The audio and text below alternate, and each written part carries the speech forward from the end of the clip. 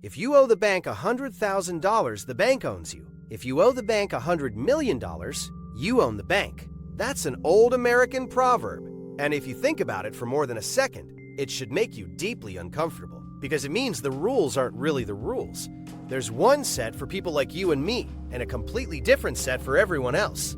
This is the story of how a simple phrase, "one has to pay one's debts," became the most dangerous moral assumption in human history. How it's been used to justify slavery, invasion, mass starvation, and the theft of entire continents. And how almost everything you were taught about money, markets, and economics is wrong. Not slightly wrong. Foundationally wrong. The kind of wrong that props up an entire civilization. Before we begin, only a tiny fraction of people watching this are subscribed. If you think YouTube needs more videos like this and fewer about passive income, subscribe. It's free, it takes 1 second, and it genuinely helps. Now, let me tell you about a garden party. By a series of strange coincidences, I found myself attending a garden party at Westminster Abbey. I was a bit uncomfortable. It's not that the other guests weren't pleasant and amicable, and Father Graham, who had organized the party, was nothing if not a gracious and charming host. But I felt more than a little out of place. At one point, Father Graham intervened, saying there was someone by a nearby fountain I would certainly want to meet. She turned out to be a trim, well-appointed young woman who, he explained, was an attorney, but more of the activist kind. She works for a foundation that provides legal support for anti-poverty groups in London. You'll probably have a lot to talk about. We chatted. She told me about her job. I told her I had been involved for many years with the global justice movement, the anti-globalization movement, as it was usually called in the media. She was curious. She'd of course read about Seattle, Genoa, the tear gas and street battles. But had we really accomplished anything? Actually, I said, I think it's kind of amazing how much we did manage to accomplish in those first couple of years. For example?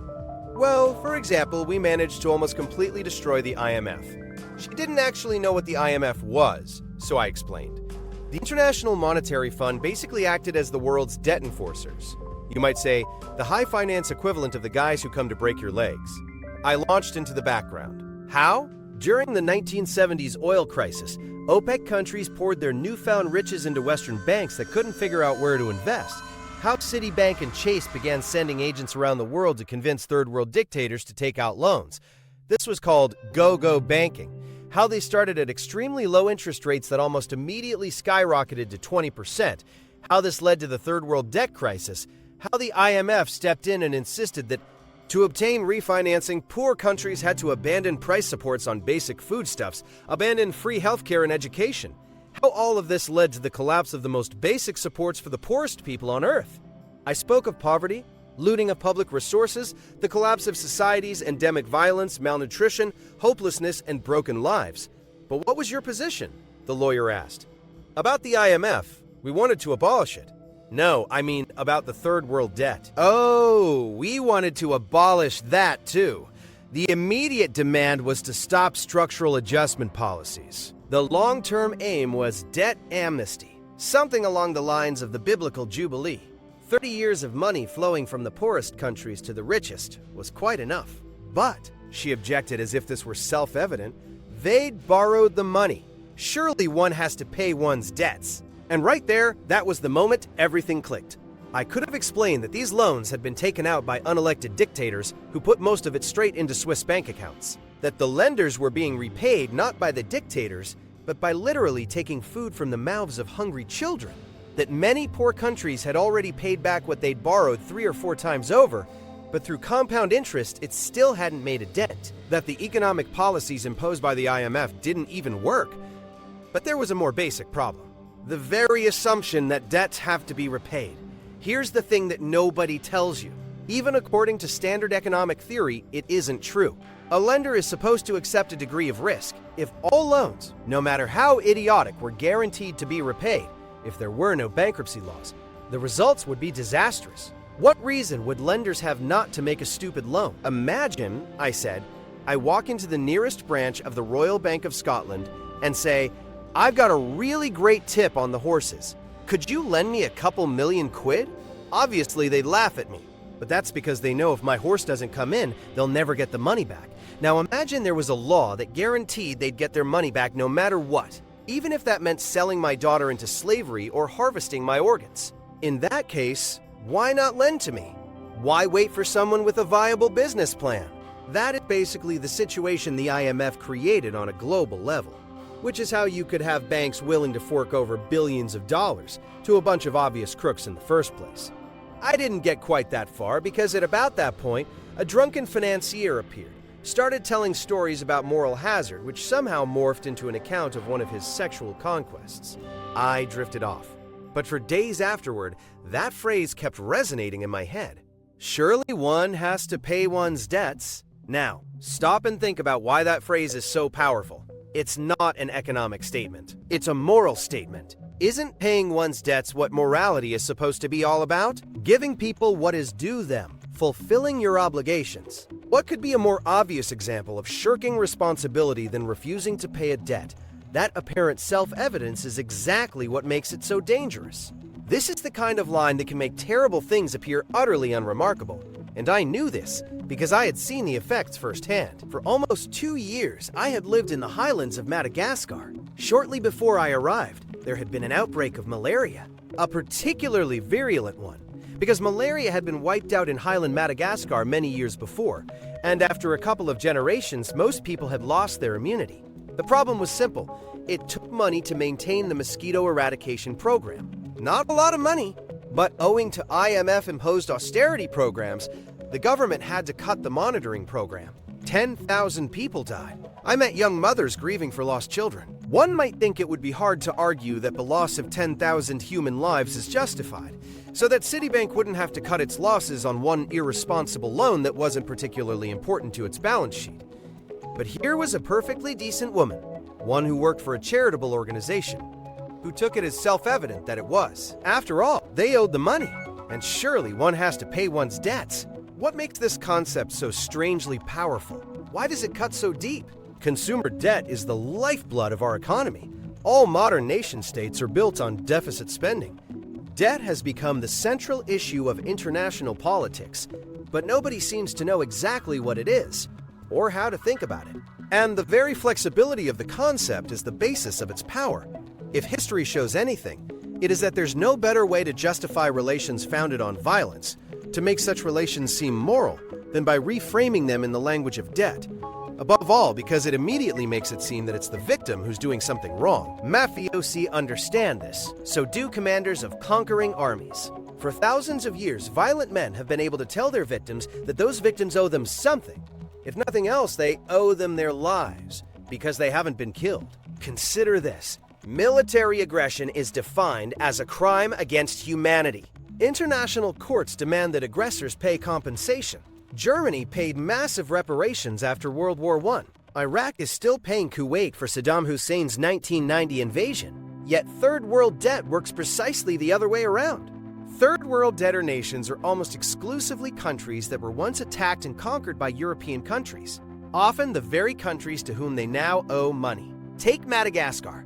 In 1895, France invaded, disbanded the government, and declared the country a French colony. One of the first things the French general did after pacification was impose heavy taxes, partly to reimburse France for the costs of having been invaded. The Malagasy were never asked whether they wanted the railroads and bridges France wished to build. Over the next half-century, the French army slaughtered quite a number of Malagasy who objected, upwards of 500,000 during one revolt in 1947. Madagascar never did any comparable damage to France.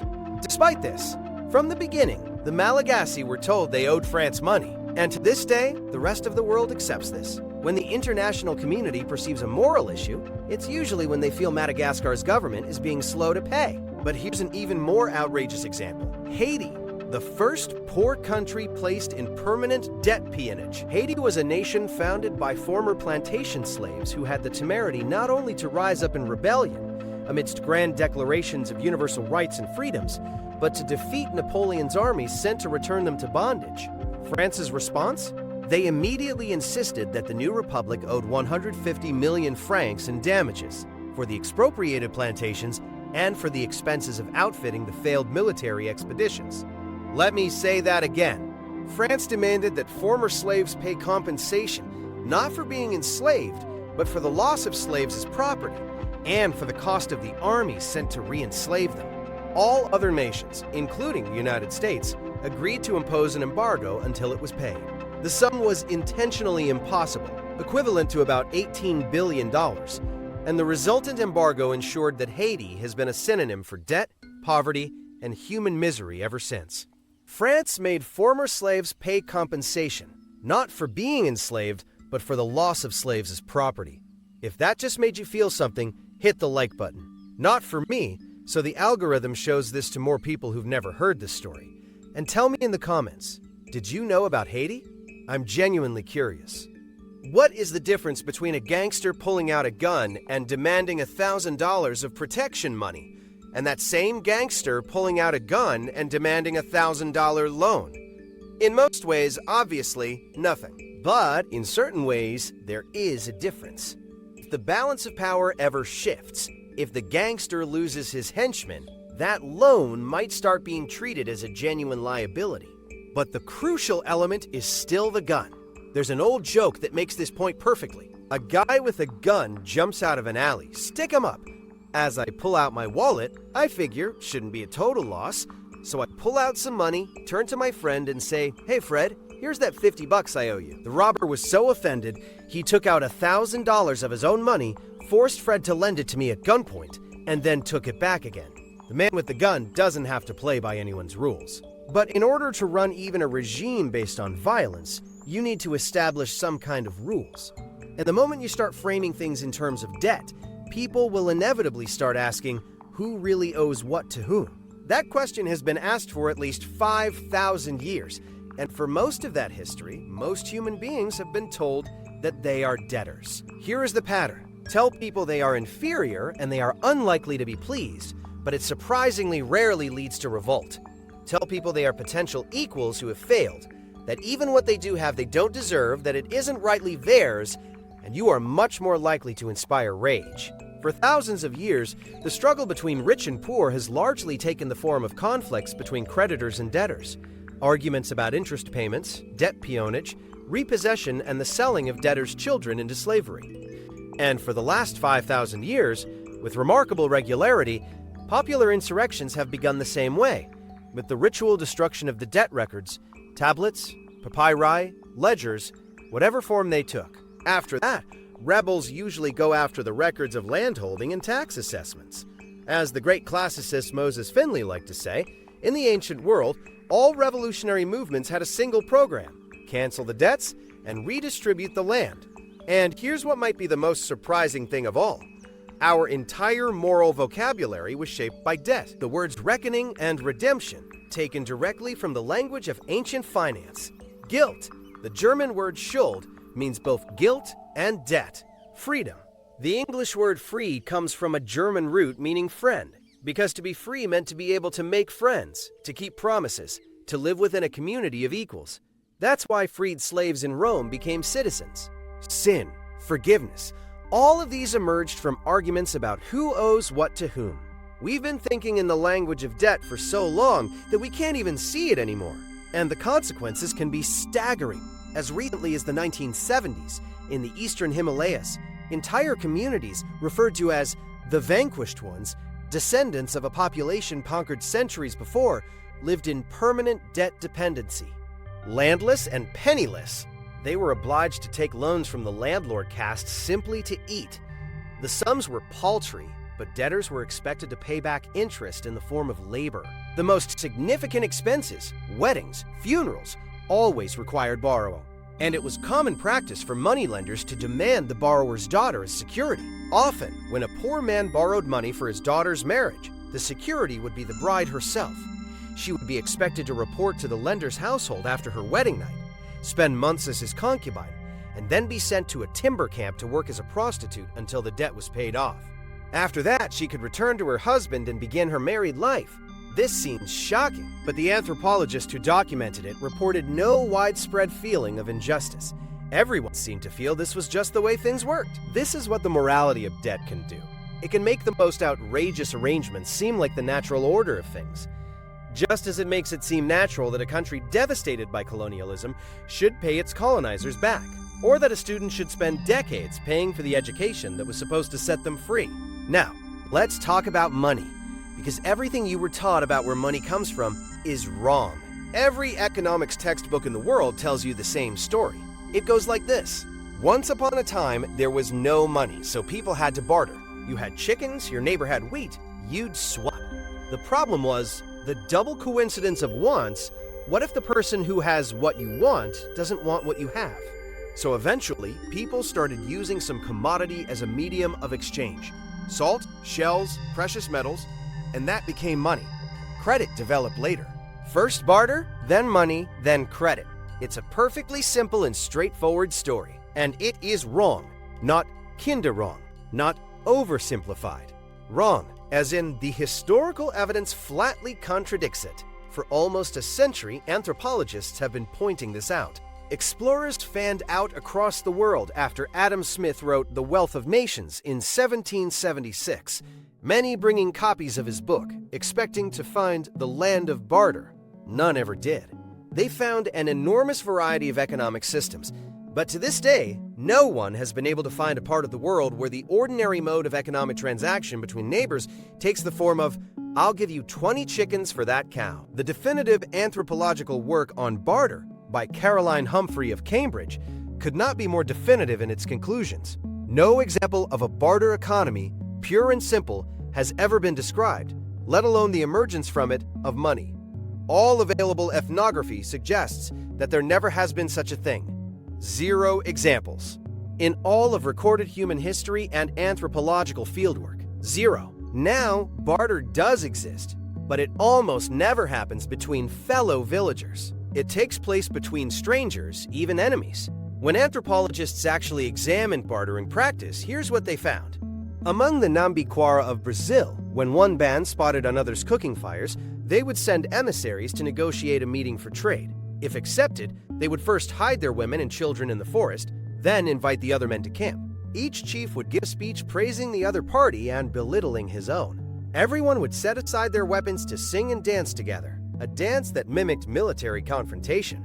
Then they'd trade by snatching objects from each other's hands, arguing in angry tones about value. Disputes regularly led to fights. Sometimes people got killed. Barter, in practice, was carried out between people who might otherwise be enemies and hovered about an inch away from actual warfare. This is the primordial scene that supposedly gave rise to our entire economic system. Does that sound like the origin of a friendly neighborhood marketplace? And look, barter before Adam Smith's time wasn't even a neutral word. The English words truck and barter, like their equivalents in French, Spanish, German, Dutch, and Portuguese, literally meant to trick, bamboozle, or rip off. Swapping one thing directly for another while trying to get the best deal was how you dealt with people you didn't care about and didn't expect to see again. Between people who did know each other, neighbors, villagers, friends, something entirely different happened. If your neighbor needed something, you gave it to them. Maybe they'd return the favor later. Maybe they wouldn't. There was no formal accounting. In fact, precisely keeping track of who owed what would have been considered offensive. It would imply the relationship might end, that you wanted to be able to settle accounts. This is how most economic life has actually been conducted for most of human history. Not through calculated exchange, but through a web of informal obligations, gifts, favors, and debts that no one bothered to quantify, because quantifying them would have destroyed the relationship. Economics textbooks ask you to imagine a world of barter and then present money as the solution to its inconveniences. But the world they're asking you to imagine never existed. They are solving an imaginary problem with a fictional history, and on that foundation, an entire discipline, an entire worldview has been built. Think about that for a second. The most important story in economics, the founding myth of the discipline, is completely made up. Not simplified for pedagogical purposes. Made up. So if money didn't emerge from barter, where did it come from? The answer is debt. The very first written documents that have come down to us, the oldest texts in human history, are not epic poems. They're not prayers. They're not myths. They're Mesopotamian tablets recording credits and debits. Rations issued by temples. money owed for rent of temple lands, the value of each precisely specified in grain and silver. The earliest moral philosophy, in turn, was reflections on what it means to imagine morality as debt. Money and debt appeared on the scene at exactly the same time, and credit came first. Not coins, not barter, credit. In the Sumerian city-states, vast temples functioned as enormous industrial institutions staffed by thousands. Shepherds, weavers, administrators. They used a complex system of credits and debts to manage everything. Silver was used as a unit of account, a way to measure and compare values. But most people never touched actual silver. They kept running tabs. This was roughly 3000 BC. Coins wouldn't be invented for another 2,000 years. Even Adam Smith's own examples of commodity money, the dried cod of Newfoundland, the nails of Scottish villages, turned out to be credit systems in disguise.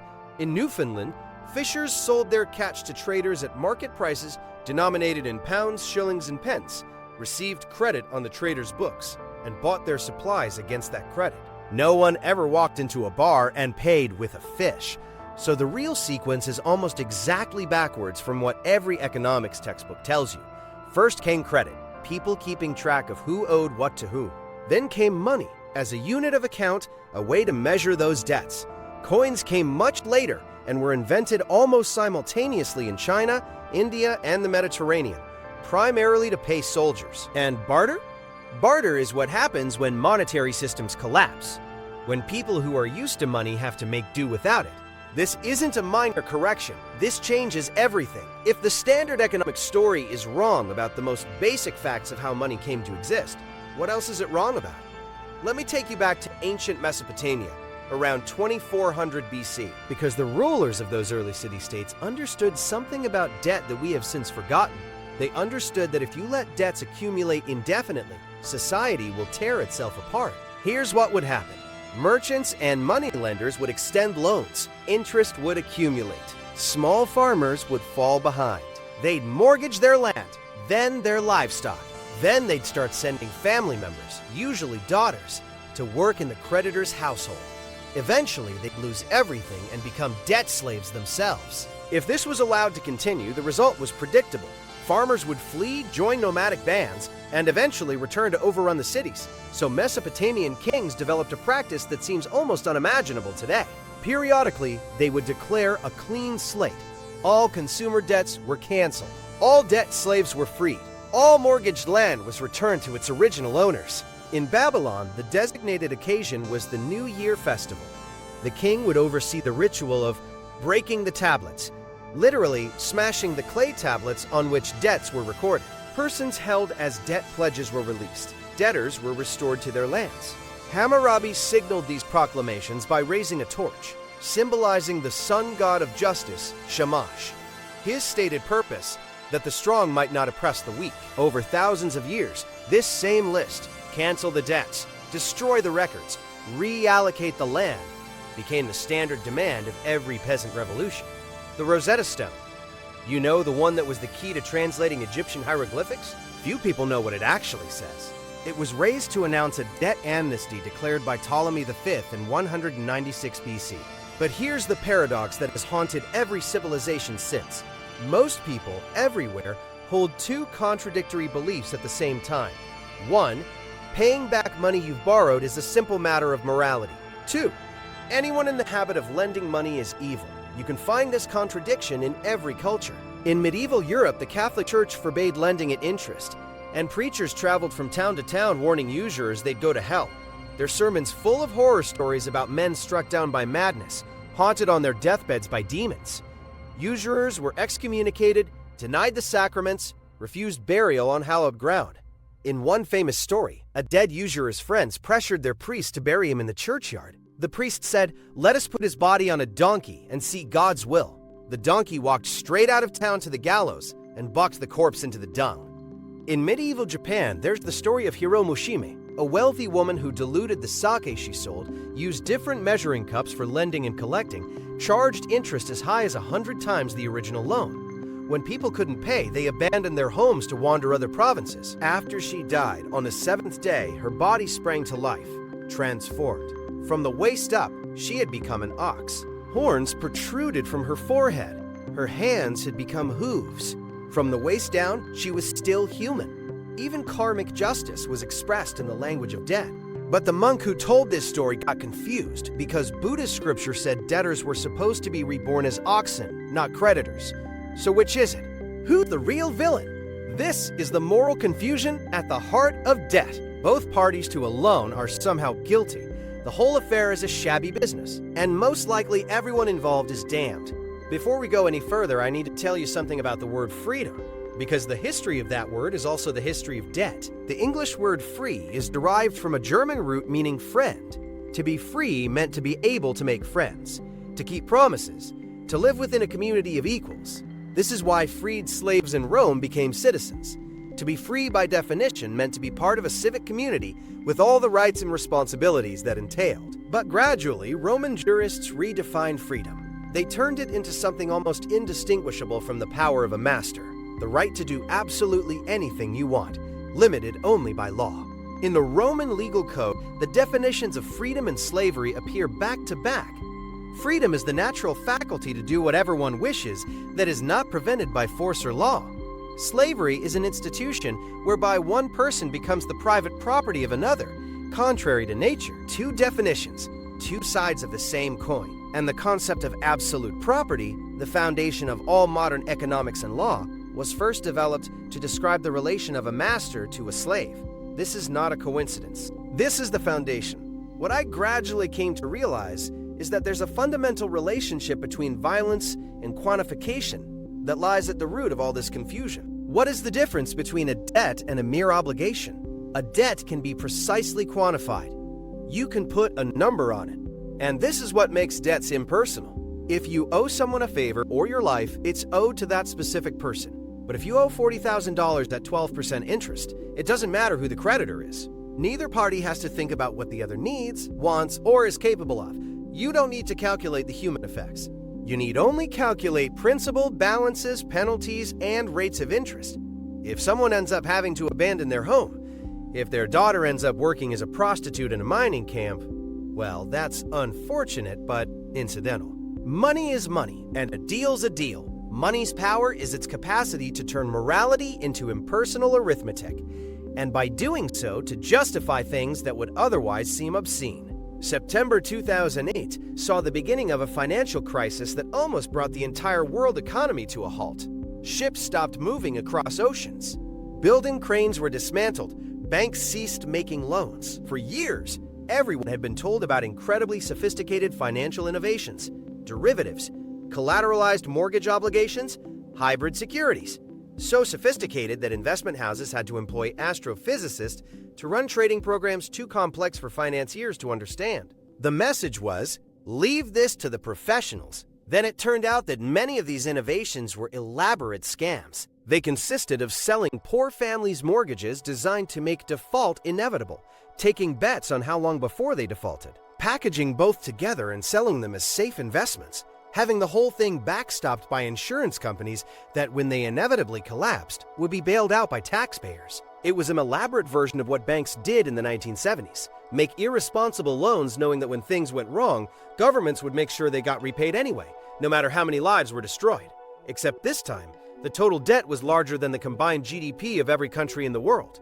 Surveys showed that an overwhelming majority of Americans felt the banks should not be rescued, but that ordinary citizens stuck with bad mortgages should be bailed out. This is extraordinary, because America was one of the last countries to adopt bankruptcy law.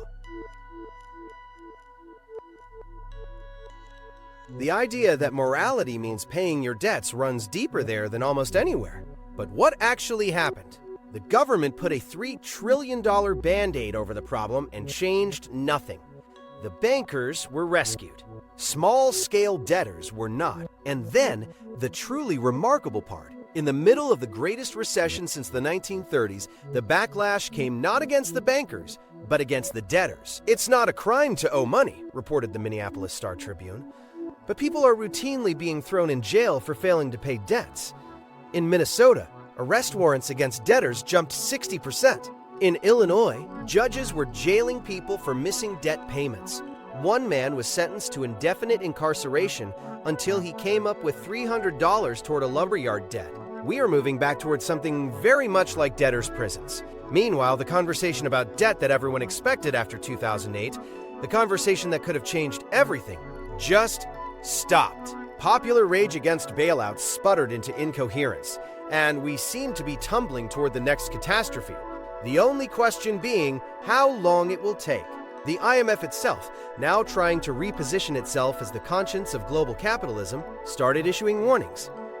IMF warns second bailout would threaten democracy. Read one headline.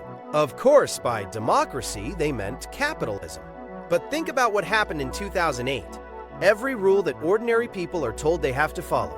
Pay your debts, honor your obligations, accept the consequences of your bad decisions. Every single one of those rules was suspended for the banks.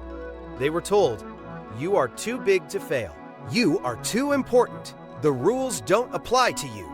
And then those same banks turned around and demanded that ordinary people follow those rules with absolute strictness, no mercy, no forgiveness. Pay what you owe. This is the oldest story in the world. For 5,000 years, rulers and creditors have insisted that debts are sacred, while quietly exempting themselves from the same obligations. The only thing that's changed is the scale. The real history of money looks nothing like what you'd expect. History moves back and forth between two kinds of eras. In one kind, money is assumed to be a physical thing, gold, silver, coins. In the other, money is understood as an abstraction, virtual credit. Credit money comes first. It always has. Coins came later, and what we are living through right now, this age of electronic money, of credit cards and digital transactions, is actually a return to something very ancient. The assumptions of our era would have been obvious common sense in the Middle Ages or in ancient Mesopotamia. But here's the crucial pattern. In the past, ages of virtual credit money almost always involved the creation of institutions designed to protect debtors, to prevent lenders from teaming up with politicians to squeeze everyone dry. Our current age of virtual money started backwards. It began with the creation of institutions like the IMF, designed to protect creditors, not debtors. Let me walk you through the pattern. The first age of credit money ran from roughly 3,500 BC to 800 BC, the age of the great agrarian empires. Mesopotamia, Egypt, China. Money existed mainly as a unit of account. People kept tabs, and periodically, rulers would declare jubilee, wiping the slate clean. Then, around 800 BC, something extraordinary happened. Across the ancient world, in Greece, India, and China simultaneously, coins were invented. This was also the period of the great philosophical revolutions: Pythagoras, the Buddha, Confucius. It was a time of vast standing armies, slavery on an unprecedented scale, and relentless warfare. Coins and soldiers went hand in hand. In fact, there's a strong case to be made that coins were invented primarily to pay soldiers. Think about it. You have an army of 50,000 men. How do you feed them? You give them coins, then demand that everyone in the surrounding population pay taxes in those same coins. Suddenly, everyone needs coins, so they start selling things to soldiers to get them. Markets spring up around military camps. This is probably how the first true markets actually emerged. Not from barter, but from war. The ancient world discovered something important. You can't have an army without money, and you can't have money without an army. They go together. And this is also why the Axial Age, the period between 800 BC and 600 AD, was simultaneously the age of the greatest philosophical revolutions and the age of the most devastating warfare. Socrates was a veteran. The Buddha came from a warrior clan. Confucius lived during the Warring States period. All of them were trying to figure out how to live a good life in a world torn apart by violence and commercialization. Each in their own way was responding to the same problem.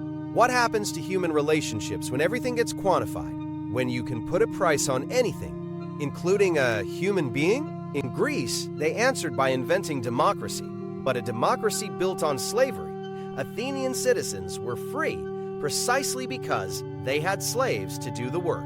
And the same cities that produced Plato and Aristotle also produced the most brutally efficient slave markets in history. In Rome, it was even more extreme. By 50 BC, Roman writers simply assumed that the natural state of affairs was for conquered populations to be enslaved. Slavery penetrated into the most intimate aspects of everyday life. Conquered people poured your bath, combed your hair, served as tutors for your children, and, of course, served as sex objects for their owners. It was in this context that the Roman jurists developed their famous definition of property: absolute power over a thing, the right to use it, enjoy it, and destroy it, limited only by law. And here's what's fascinating. That definition was first developed to describe the relation of a master to a slave. The concept of absolute private property, the foundation of all our modern economic thinking, began as a description of what it meant to own another human being. Then, after the fall of the great empires, Rome around 600 AD, the coins dried up. Europe, India, China all shifted back to credit money. In medieval Europe, people kept accounts in the old Roman currency, even though no one had seen an actual Roman coin in centuries. The church forbade usury. Islamic law forbade interest. Buddhist teachings warned against lending at profit. Across Eurasia, religion stepped in to prevent the worst abuses of credit. This lasted roughly 1,000 years, until about 1450 AD. And it's worth pausing on this period because it tells us something crucial about what's possible. During the Middle Ages, across Europe, the Islamic world, India, and China, despite all their differences, all major civilizations converged on a similar set of conclusions about money and debt. First, lending at interest was morally suspect, if not outright banned. The Catholic Church forbade usury. Islamic Sharia law forbade it. Hindu and Buddhist texts warned against it. This wasn't coincidence. When you have credit-based economies without strong protections for debtors, you get debt crises, social collapse, and revolution. Every civilization figured this out. Second, the state should not just mint coins and step aside. The state had a responsibility to regulate economic life for the common good. Third, truly free markets, in the sense of markets completely unregulated by the state, were not considered natural or desirable. They were considered dangerous. In the Islamic world, this produced some of the most sophisticated economic thinking of the pre-modern era. Muslim merchants developed an elaborate system of partnerships, commissions, and investment instruments, all designed to allow commerce to flourish while avoiding interest. Checks, letters of credit, the basic principles of banking. All of these were developed in the medieval Islamic world, often centuries before they appeared in Europe. In fact, when medieval European merchants started using these instruments, they borrowed them, often quite directly, from their Muslim counterparts. Many of our financial terms, check, tariff, magazine, come from Arabic. The point is, for 1,000 years, the world operated on credit money with strong protections for debtors, and commerce flourished. This is not a utopian fantasy. This is history. The idea that you need unregulated lending, compound interest, and punitive debt collection to have a functioning economy is simply false. So what changed? Then the cycle turned again. The age of the great capitalist empires began, and it was born in blood. The 1400s were catastrophic for Europe. The Black Death decimated cities. Commerce collapsed. Cash was scarce. Ships full of goods were turned away from ports because no one had money to buy from them. Then came the silver mines of Saxony in the Tyrol, the sea routes to West Africa's Gold Coast, and then the conquests of Cortez and Pizarro. Between 1520 and 1640, untold tons of gold and silver from Mexico and Peru were shipped across the Atlantic and Pacific in Spanish treasure ships. This flood of precious metals transformed the world economy. But here's what the conventional story misses. Very little of that gold and silver stayed in Europe. Most of the gold ended up in temples in India. The vast majority of the silver was shipped to China, and the reason it went to China is itself a remarkable story that almost nobody knows. After the Mongols conquered China in 1271, they kept the existing system of paper money. When they were overthrown by a popular insurrection in 1368, the new Ming dynasty, founded by a former peasant rebel, was deeply suspicious of commerce. They tried to maintain paper money, but the currency kept losing value. Peasants were drowning in taxes. Millions were fleeing the land. Eventually, in the 1430s, the Ming dynasty essentially threw up their hands and switched to a silver standard. The problem? China had very little silver, so Chinese merchants began buying it from anyone who had it. and the main people who had it were the Spanish, who were pulling it out of the mountains of Peru and Mexico. This is the real origin of the global economy, not the discovery of the New World by Europeans, but the Chinese demand for silver that made that discovery profitable. European expansion was, in a very real sense, a side effect of Chinese monetary policy, and the whole thing was fueled by debt. At every level, the age of European expansion was, from the beginning, soaked in debt. The conquistadors themselves were debtors, men who had borrowed heavily to outfit their expeditions. The conquest of the Americas was quite literally a business plan for debt repayment. When Cortez's men complained about their shares of plunder, he pointed to the debts they owed for their equipment. Later, in the colonial period, the same pattern played out everywhere. In the rubber plantations of Peru and the Congo, agents were themselves deeply indebted to the companies that had commissioned them. They arrived planning to extend that web of credit to the indigenous population.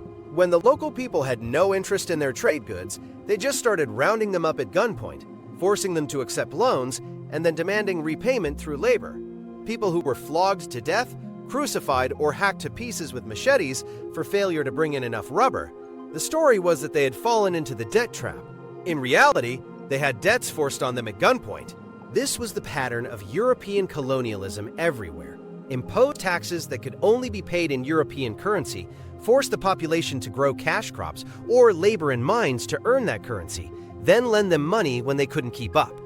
Debt wasn't a side effect of colonialism. It was the mechanism. In Madagascar, the country where I lived, it happened exactly this way.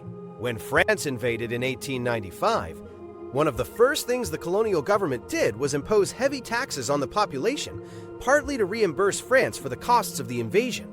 Think about that. The colonized people had to pay for their own colonization, and when they couldn't pay, they were forced to work on French plantations, building French infrastructure, serving French interests. This is not ancient history. The structures put in place during colonialism are the same structures that underpin the modern debt regime. The IMF's structural adjustment programs of the 1980s and 1990s were, in practice, a continuation of the same logic. Impose conditions on debtor nations that force them to open their economies to foreign capital, cut public services, and prioritize debt repayment over the welfare of their own citizens. The conquistadors are not some distant metaphor. They are our direct predecessors. Modern money, the kind we use today, was born from an unholy marriage of war and debt. The Bank of England was founded in 1694 when a consortium of English bankers made a loan of £1.2 million to the king. In return, they received a royal monopoly on the issuance of banknotes. What this meant was that they had essentially loaned the king money they did not have, and then been given the right to create more of it. As one director of the Bank of England reportedly said, "The modern banking system manufactures money out of nothing." The process is perhaps the most astounding piece of sleight of hand that was ever invented. Every pound or dollar in your pocket represents a promise. It's not backed by gold. That ended definitively in 1971, when Richard Nixon unpegged the dollar from precious metals entirely. Since then, all national currencies have been fiat money, backed only by public trust and the power of governments. Money is, and always has been, a social arrangement, a set of promises. The question is, whose promises are being honored and whose are being broken? And people have always known this, even if they couldn't always articulate it. In 1900, Frank Baum published The Wonderful Wizard of Oz. Most people today know it as a children's story, but it's widely recognized as a parable for the populist campaign of William Jennings Bryan, who ran for president on a platform of monetary reform, replacing the gold standard with a bimetallic system that would free up the money supply. One of the main constituencies for the movement was debtors, particularly Midwestern farming families like Dorothy's, who had been facing a massive wave of foreclosures during the severe recession of the 1890s. According to the populist reading, the Wicked Witches of East and West represent the East and West Coast bankers, promoters of the tight money supply. The Scarecrow is the farmer, who the bankers said didn't have the brains to avoid the debt trap. The Tin Woodsman is the industrial worker, who didn't have the heart to act in solidarity with the farmers. The Cowardly Lion is William Jennings Bryan himself. The Yellow Brick Road is the gold standard. And the Silver Slippers, changed to ruby in the movie, represent the silver money that could set everything right. Dorothy's solution: click her heels 3 times. The answer had been there all along. We could have freed ourselves at any time. That story was written over 100 years ago, and nothing has fundamentally changed. So where does this leave us? Since 1971, we've been back in an age of virtual credit money. We should expect, based on historical patterns, that this would be accompanied by the creation of institutions to protect debtors. Instead, it began with the creation of institutions to protect creditors. The IMF, the World Bank, the International Debt Regime. The United States, which insisted on strict repayment of third world debt, itself accumulated debts that dwarfed those of the entire third world combined, mainly fueled by military spending. And that debt takes the form of treasury bonds held by countries that are, in most cases, U.S. military protectorates, full of American bases paid for with that very deficit spending. So, are these loans, or is it tribute? In the past, military powers with hundreds of bases outside their own territory were called empires, and empires demanded tribute. The only reason the U.S. insists on treating these payments as loans is precisely to deny the reality of what's going on. The same logic applies domestically. By the 1990s and 2000s, ordinary working people were offered a Faustian bargain: stagnant wages, but easy credit. Instead of a raise, you got a credit card. Instead of affordable housing, you got a subprime mortgage. Instead of free education, you got a student loan. And this isn't just happening in America. It's become a global model. In the developing world, the new magic word is microfinance, tiny loans to the poor, especially women. In places like Bangladesh, India, and sub-Saharan Africa, the idea sounds beautiful. Give poor people access to credit, and they'll lift themselves out of poverty through entrepreneurship. Muhammad Yunus won the Nobel Peace Prize for it. But here's what actually happens. These loans typically carry interest rates of 20 to 40%, sometimes higher. They're given to people who have no collateral, no savings, and no safety net. And the repayment model relies on group pressure. If one woman in a lending circle can't pay, the others are responsible. This means the poorest women in a village end up policing each other's debt, destroying the community solidarity that was their only real asset. The result, as anthropologists studying the system have discovered, is often the opposite of empowerment. Women end up trapped in cycles of borrowing from one lender to pay another. The same debt spiral that has destroyed lives for 5,000 years, now repackaged as progress. As one Egyptian woman in a microfinance program put it, we are all very good at borrowing from each other. We always have been. We don't need some bank to tell us how to do it and charge us for the privilege. The morality of debt was the glue that held it all together. You chose to take on those debts, didn't you? You signed the papers. Surely one has to pay one's debts. But nobody asks, who designed the system that made those debts necessary? Who decided that education should cost $200,000? Who decided that housing should consume half your income? Who decided that the only way to participate in society is to go into debt? The answer, of course, is the same people who profit from that debt. And if you point this out, you'll be told you're being irresponsible, that you want something for nothing, that you don't understand economics. But it's worth remembering, the people telling you this are the same people who, in 2008, demanded something for nothing on a scale that would have made a pharaoh blush. And got it. Cancel all student loan debt? But that would be unfair to all those people who struggled for years to pay back their student loans. Let me assure you, as someone who struggled for years to pay back his student loans and finally did so, this argument makes about as much sense as saying it would be unfair to a mugging victim not to mug their neighbors too. Throughout this entire story, 5,000 years of it, one thing has remained constant. Debt crises happen. They happen over and over and over again with almost mechanical regularity, and throughout all of recorded history, there have only been 2 solutions. The first, rulers periodically canceled debts. From Hammurabi's Babylon to Ptolemy's Egypt, from the biblical book of Leviticus to the Athenian reforms of Solon, the pattern is the same. When debts get out of control, wipe the slate clean and start over, not as an act of charity, but as a practical necessity, because the alternative is social collapse. The second, don't cancel debts and watch everything burn. Debt slavery, mass flight from the land, armed revolt. The destruction of the debt records, the cycle of violence and reconstruction. There has never been a third option. Debts either get canceled deliberately from above, or they get destroyed violently from below. I've largely avoided making concrete proposals, but let me end with 1. It seems to me that we are long overdue for some kind of biblical-style jubilee, one that would affect both international debt and consumer debt. It would be salutary not just because it would relieve so much genuine human suffering, but because it would be our way of reminding ourselves that money is not ineffable, that paying one's debts is not the essence of morality, that all these things are human arrangements, and that if democracy is to mean anything, it is the ability to all agree to arrange things in a different way. Since Hammurabi, great imperial states have invariably resisted this kind of politics. Athens and Rome established the pattern. Even when confronted with continual debt crises, they insisted on legislating around the edges, softening the impact, eliminating obvious abuses like debt slavery, using the spoils of empire to throw benefits at their poorer citizens so as to keep them more or less afloat, but always in such a way as to never allow a challenge to the principle of debt itself. The governing class of the United States has taken a remarkably similar approach, eliminating the worst abuses, debtors' prisons, while using the fruits of empire to provide subsidies.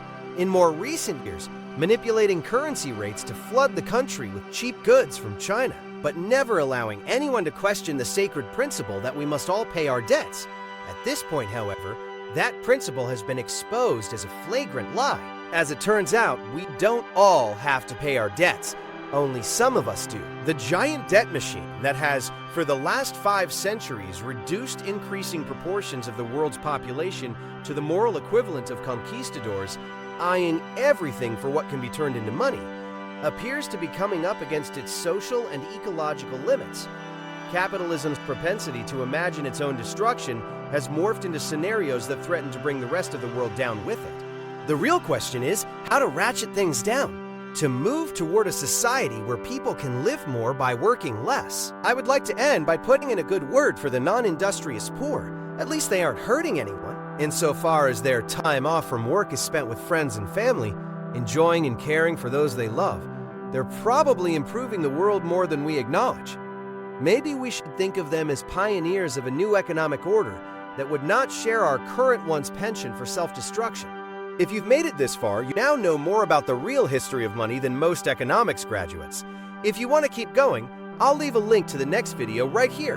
And if you're not subscribed yet, now you know why you should be. So where does that leave us?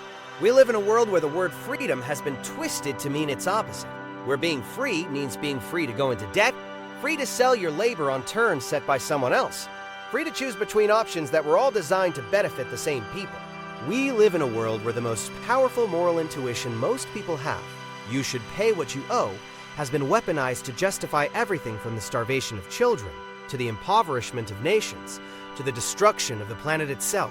And we live in a world where the alternative, the idea that debts could simply be canceled, that we could start over, that the rules could be changed, seems almost unthinkable. Not because it's never been done. It's been done countless times across every civilization for 5,000 years. It seems unthinkable because we've been trained not to think it. But remember, money is not a thing. It's a promise. And promises can be renegotiated. Nothing would be more important than to wipe the slate clean for everyone, mark a break with our accustomed morality, and start again. What is a debt, anyway? A debt is just the perversion of a promise. It is a promise corrupted by both math and violence. If freedom, real freedom, is the ability to make friends, then it is also, necessarily, the ability to make real promises. What sorts of promises might genuinely free men and women make to one another? At this point, we can't even stay. It's more a question of how we can get to a place that will allow us to find out. And the first step in that journey is to accept that, in the largest scheme of things, just as no one has the right to tell us our true value, no one has the right to tell us what we truly owe. Next time someone tells you one has to pay one's debts, ask them, whose debts and who decided? Because that question, who really owes what to whom, is the most dangerous question in the world. And it's the one question they never want you to ask.